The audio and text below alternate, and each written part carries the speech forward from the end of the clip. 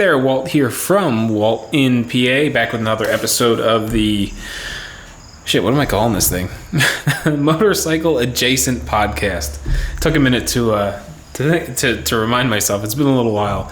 So the objective behind the name, Motorcycle Adjacent, is the whole idea is that I want to be able to turn the camera on and record these long form videos and kind of include motorcycles and the topics that kind of sort of surround them, and that's where the whole adjacent thing is coming from. So if you're kind of curious about the name, that explains it. At least that's the thoughts that are swirling around in my crazy head.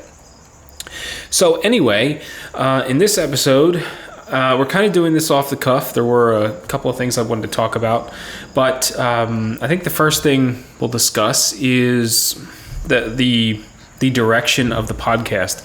So I've been kicking around different show ideas. I'm still not settled down on exactly what I want to do, but I think episode 3, we're kind of moving in the direction that we're going to be staying with out here in the shed for the time being. I've dug out my old podcast mic from a couple of years back when I was toying around with this before. Got myself some lights in the back to add some mood, splash of blue around the 2022 Yamaha MT-09, and trying to liven this thing up just a little bit. We'll see how it goes, what I can do in post, and see if I can polish it just a touch.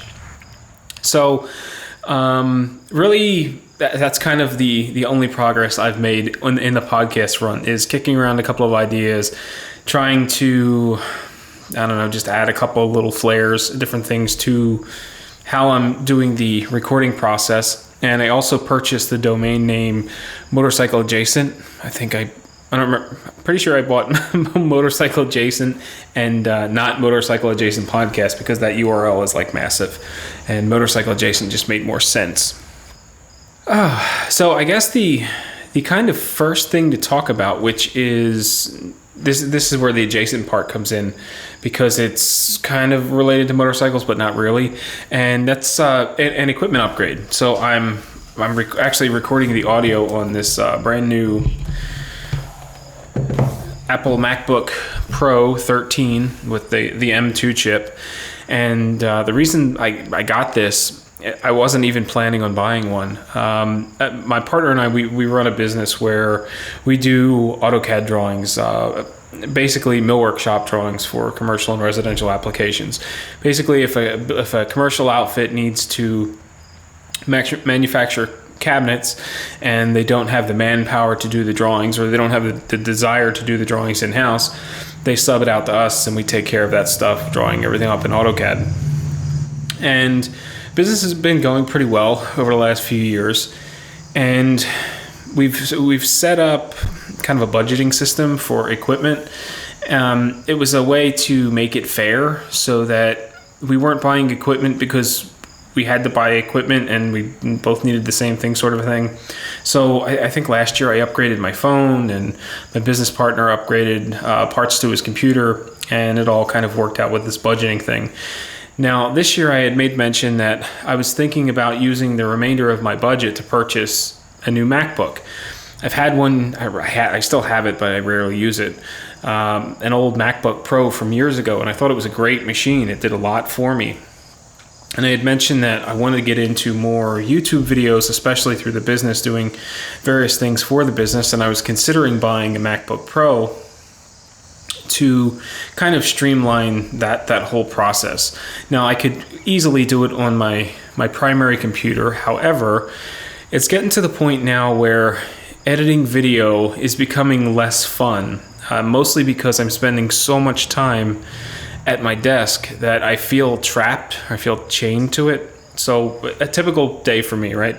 I'll get up around 4 a.m., I'll make a pot of coffee, get ready for the day, sit down, check a couple of emails, do the little odds and ends first thing, and then I'm usually working by 5 a.m. for my day job. Now I'll work from 5 a.m. till around 2 o'clock, and then generally I'm taking a working lunch. I don't really step away from my desk much, and I do that because I've got young kids at home, and periodically throughout the day they'll need something. So the time that I would be spending at lunch, it's just easier to sit down at my computer with lunch while I work. And so anyway, I'm working from like 5 a.m. to around 2. And then most days I'm rolling right from the day job into the business, and then working, usually between 2 and 3 o'clock to around 5 o'clock, then break for dinner, and then back at it again until 8. Usually 8 p.m. is my hard stop time. That's when I want to be away from the computer. But just kind of looking back at that, that's a long ass day. And then when you combine that with video editing for podcast, or not necessarily a podcast, but motovlogging and the various aspects of that, the whole social media end of it, I spend so much time in front of my primary computer that I was getting dragged down, and I really didn't want to do any editing, not because editing sucks and I don't enjoy it, but it's just because I just felt trapped. Like I just couldn't get away from my desk. So my hope was that by getting this little MacBook Pro, I'd be able to do some editing on the fly, come out here to the shed, edit some things while I have a cigar, or sit out on the deck and edit, or sit at the couch, spend a little time with the kids and tap away at my computer, do whatever I needed to do. I thought like it would provide me some escape. So I ordered the machine. I haven't done one single bit of business video editing on it, but I have edited a couple of motovlogs, and it is amazing. I realize that the 14 is probably a better buy, even if you get it with the M1 chip, but the size is perfect. It's about the same size as my Microsoft Surface. It works really well. Just super happy with it. Very, very happy. And it does a tremendous job with DaVinci Resolve, doing some fairly light video editing. I mean, I'm not doing a whole lot of Fusion stuff. Hardly any at all, really. So the basic tasks that I throw at it, it does them, and it does them well. So I've been really happy with it. Hopefully that allows me to chip away through some of the backlog of video footage that I have, which you've seen already, unintentionally. I edited 3 videos that were recorded back in September of 2021, I think. I recorded a video, the literal fork in the road, which I wound up combining with scrap metal ice cream cone into one very short destination ride video. I think it ran about 4 minutes total. There is a video where I talk about Chopper Fett and Big Smitty rides. And then there was one more video where I don't remember what I talked about, but there were 3 videos in total. And then I edited, it was Classic Auto Mall. So I created these 3 videos, I got them edited, threw them on YouTube, and then I was hoping to use them as kind of filler content. So if I wasn't able to record one of these episodes, or I got tied up doing other things and I couldn't record a full-blown episode of something current, that I could fall back on some of this older content, because I've got quite a bit of it tied up on portable hard drives, and I would like to use some of it rather than scrap it, even though I did scrap lots and lots of gigabytes of footage. And the reason being, I just wanted to kind of cull anything I may not use. So I started just going through footage and just clicking in various points, and if the video seemed boring to me, or I couldn't figure out what I was talking about, or I couldn't figure out what the topic might have been, I just deleted it, and I wound up getting rid of a whole bunch of stuff. But there are still lots of content that I'd like to go through, edit, and publish, and this new MacBook has been just a great way to get an opportunity to get away from my desk and edit some of that stuff. So last week I was planning on doing this episode and then publishing it, but I got really busy with work. I wasn't able to do it, so I wound up publishing a second one of those legacy videos. So far so good. So in the last episode 2, I had mentioned that I hurt my back for my 40th birthday. Things seem to be mostly back to normal. I still get kind of a twinge if I move the wrong way. It's a little bit of weakness if I bend the wrong way. But otherwise, I'm feeling about 85%. I did wind up going on my very first ride late last week. Steve was checking up on me, which was really nice, asking me how I was doing, if I gotten out for a ride yet, like when I was planning on going out for a ride. And the first ride that I wound up taking was with Steve and his wife. We did a little loop around the local area, and I felt pretty good. I mean, there were spots where I got a little stiff moving around corners and stuff, but it wasn't until I got off the bike to fill it with gas that my back started bothering me. And I don't know whether it was just kind of throwing my leg over it or what triggered it, but there was some mild irritation there. We wound up heading home shortly afterwards anyway because it was getting late. I think it was coming up on 8 o'clock, and this time of year it's starting to get dark. So it was a successful ride. It was a fun ride. I wish I could say that I've been riding a lot, now that I'm kind of bouncing back, but things have been so chaotic with work and business, and things are ramping up with the kids' school schedules now that they're starting again soon, and summer sports, and it's been really hard to get out and ride as much as I was earlier in the summer.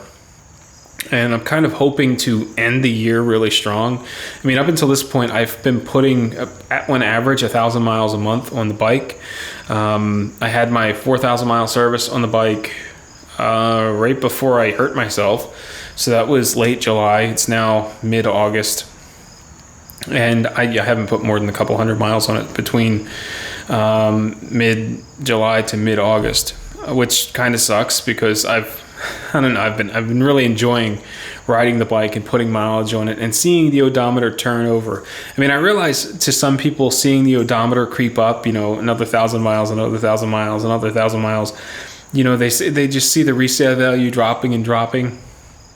But for me, I bought the thing to ride it. It's been loads of fun, and I just like putting miles on it. I mean, it's expensive. Don't get me wrong.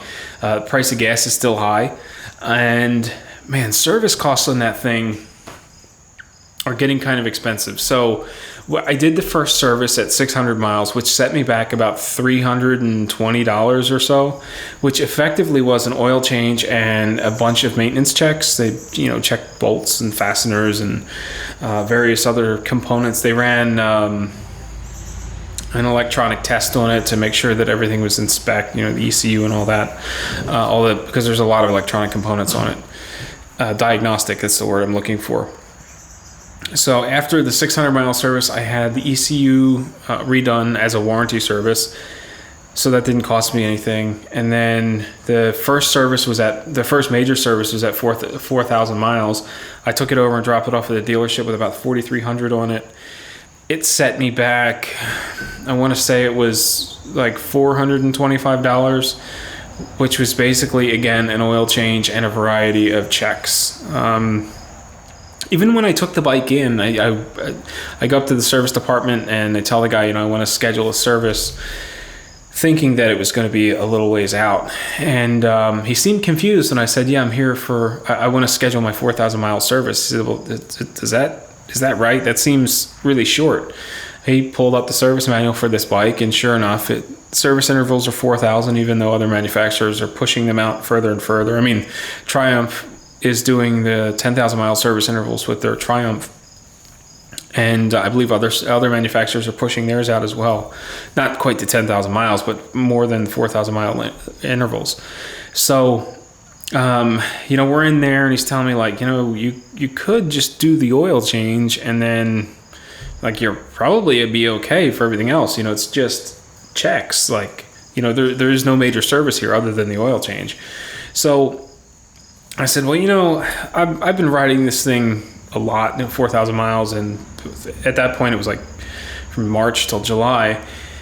So I said, I want to do everything by the book just in case there's ever a warranty issue in that first year.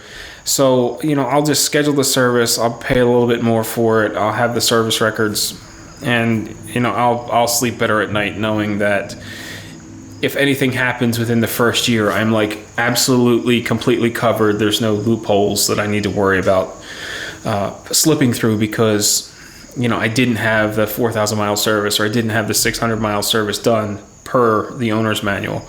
So again, that set me back about $425.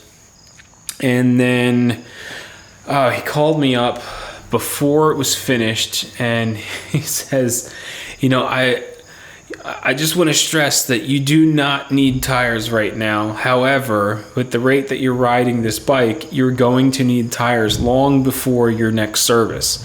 So he said, that's something to keep in mind. Try to figure out what kind of tires you want, and you may be looking at having to order them in the next month or two. So he gave me the measurements, which I think were 2 millimeters and 3 millimeters for front and rear. And I got a price quote on them, and the numbers were kind of shocking. We did. I asked him if he could give me a price on Michelin Road 5s, because they are the de facto sport touring tire, from what I understand. Like, everyone seems to love them. They seem to be like the best tire on the market for the type of riding that I do.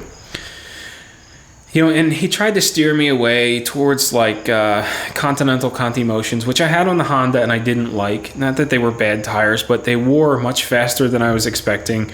And for the first, I'm going to say 1,000 miles, they rode really hard. Like, it felt like a suspension adjustment had been made, because I was getting so much shock and vibration through the bars that I hadn't been getting before. And I think it's just because it was a much, much stiffer tire, and it was just kind of translating through.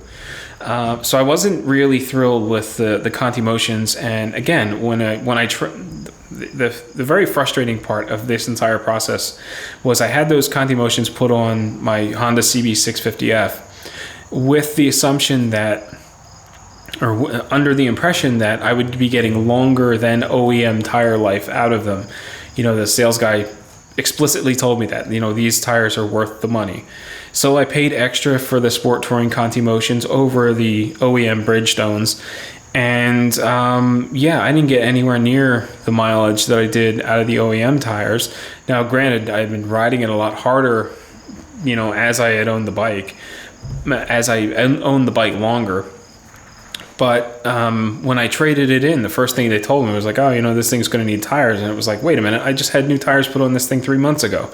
I can't possibly need new tires.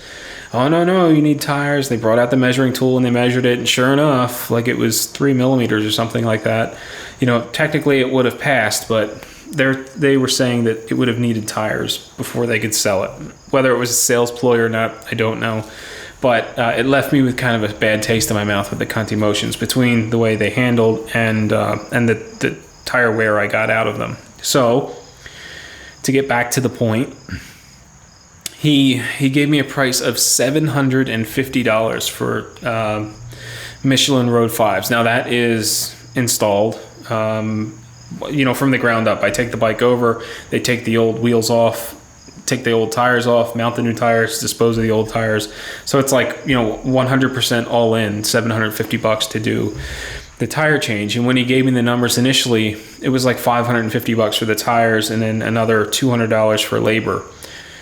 So I said, thanks for looking it up. I'll keep that in mind and let you know what I want to do. Well, the first thing I did was I went on Revzilla and I looked at the new Michelin Road 6s, and I could get those for, I think, through Revzilla, it would have been about $500. I wound up ordering a set through Motorsport, I think it was.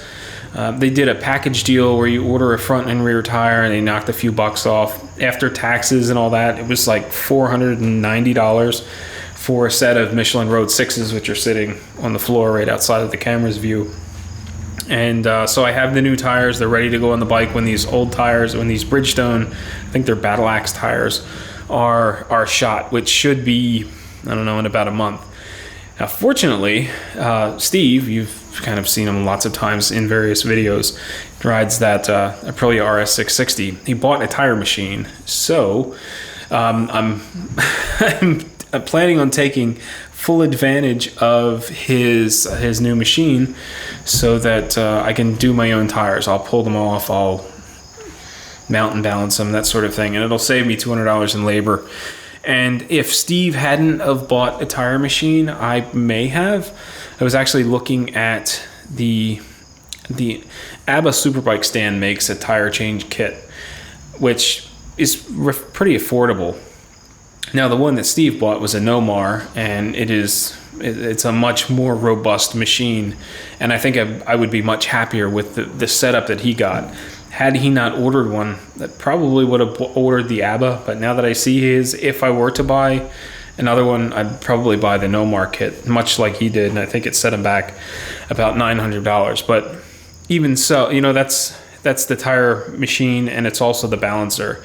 Now, it makes a lot of sense. I mean, it seems like a big upfront cost, but he rides the shit out of that RS660, and his wife has been riding quite a bit as well this year. So he's going to be doing tires for two bikes, probably twice a year. I mean, at the rate that they're riding, they're probably going to go through at least one set of tires a season, maybe two. There's probably some overlap. I'll probably average out like 3 sets of tires a year between the two bikes, and then obviously I'm going to be going through at least one, maybe two as well per year. So it's a worthwhile investment. If it pays for itself pretty quickly if you're paying $200 to have your tires taken off and changed at a dealership.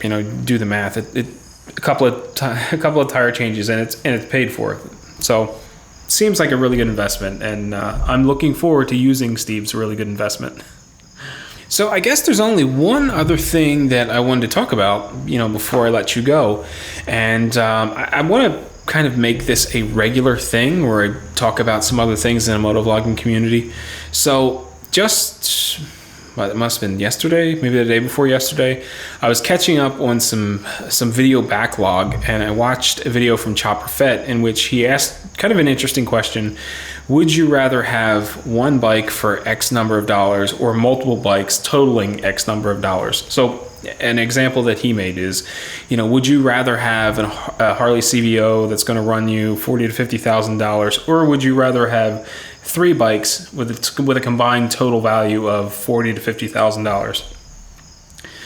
And I thought it was a pretty interesting question, because there isn't a high dollar bike that's kind of on my radar. I'm just really happy with that 2022 Yamaha MT-09 SP glowing in blue behind me, and I can't see myself upgrading it in the very near future anyway. But it poses an interesting question. So are there any higher dollar bikes that I would consider riding or consider owning? The first of which is, maybe a decade or two down the line, I could see myself rocking a Goldwing, putting some serious miles on the bikes as the kids get older and go off and do their own thing. I could see a Goldwing. It's an expensive bike, but in the near future, definitely not. I could also see myself riding like a Yamaha FJR 1300, a sport touring bike. Not as big and ergonomic as a Goldwing, but again, more expensive than the MT-09 that I'm currently riding. So to answer that question, I would prefer multiple bikes, and not because I want all the bikes kind of a thing, but because I like the idea of having different bikes for different uses. So for instance, the MT-09 is pretty much the do everything street bike. It's done everything I've needed it to do, from hitting highways and riding down to Lewes Ferry for a ferry ride, all the way down to hitting little local county roads, which are narrow and twisty and low speed limit kind of things. Like it's done those two things and everything in between, and I've been super happy with it. It's done all of that without issue. So I would struggle to buy another bike to fit in that slot. For instance, I really, really like the Kawasaki Z900 RS. Despite the outcries of the fanboys in that video that I did a little while back, I really, really like that bike. I would love to own one, but it wouldn't make sense to own an RS, a 900 RS and an MT-09.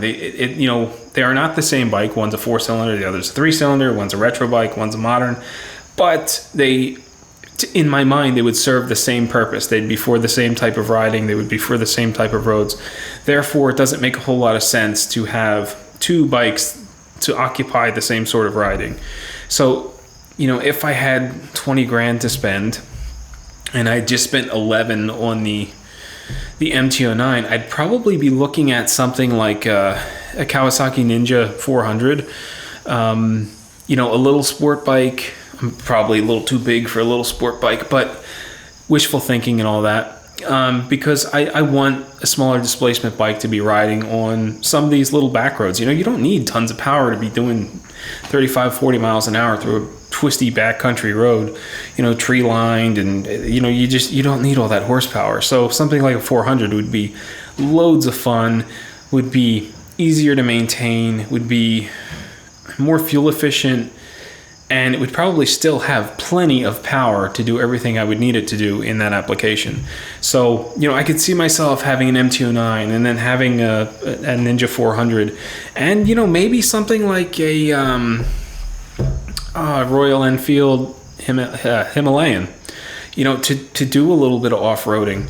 I just think that having multiple bikes to serve different purposes, at least for me, is much more appealing than having like one big, really expensive bike, even if it was a do-it-all bike, because let's face it, I don't know that a one bike that does it all really exists. I mean, for granted, for instance, let's take that Goldwing, right?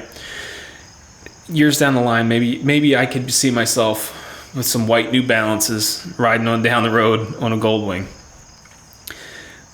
And I'm sure it could do everything that MT-09 can do, and probably better in a lot of ways.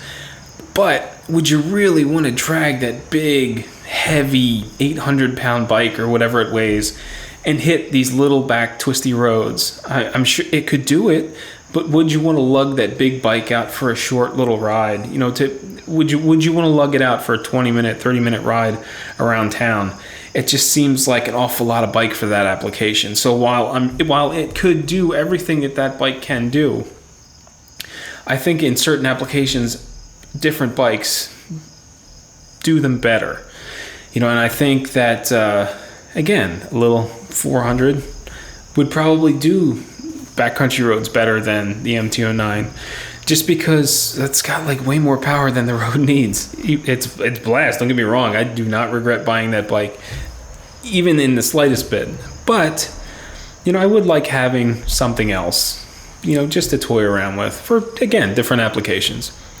So that's going to do it for this episode. Hope you enjoyed it. If you did, you could do me a huge favor and hit the thumbs up button on this video.